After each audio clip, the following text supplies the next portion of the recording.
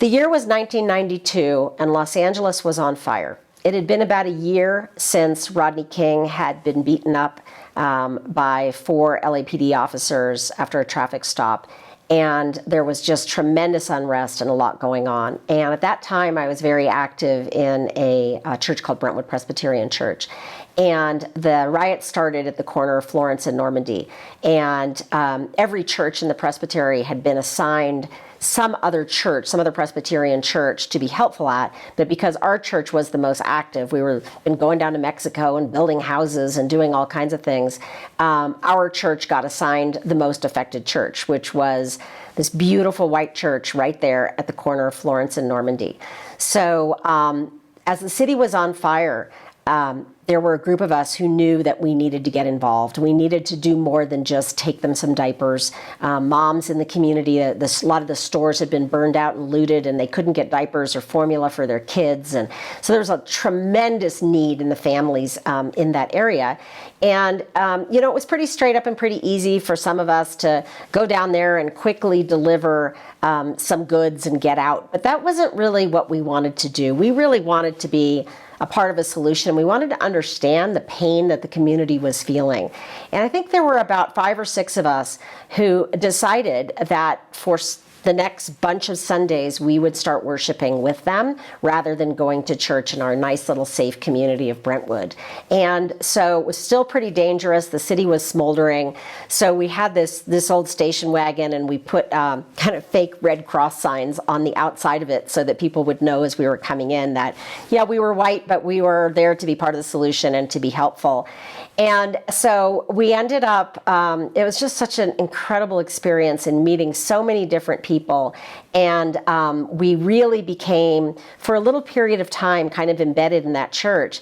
And we started asking people, this is all going to be over at some point. It's going to get rebuilt. Everybody's going to be okay. People will largely forget what happened here. But what's the underlying issues that we're mostly talking to moms, that you guys are facing? And they said, our biggest problem is childcare. We want to work. It's not that we don't want to work. We don't want to be on welfare. It's that we don't have any place to put our kids that we can afford. And we looked around at the church and we realized there was this huge facility. There was this big separate building that had meeting halls and not a restaurant, but a kitchen and all kinds of different spaces. And we said, well, what happens over there? Couldn't that be a daycare center for your kids? And they said, yeah, but there's city requirements about, for the kitchen and all kinds of different things. And we don't have the money to convert this meeting hall into a childcare center for our community.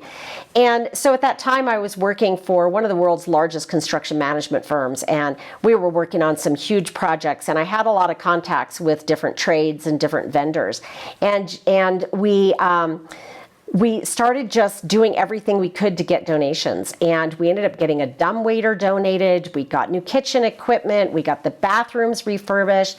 We got people to come down and build. We also got people from the community to help join us to do the construction.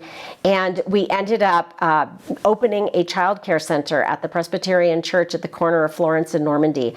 And it was one of the greatest experiences of my life. I love doing things where I get my hands in there and I get dirty and I can really be part of a solution.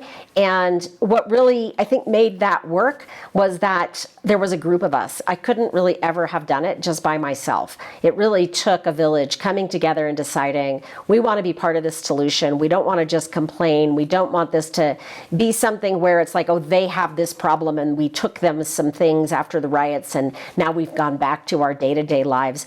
Our day-to-day lives were never the same after those riots. And they still aren't. And I think all of us in our own different ways have done everything we can to continue to try to give and to support and be part of the solution. And it's been very life-changing and life-affirming and magical for me.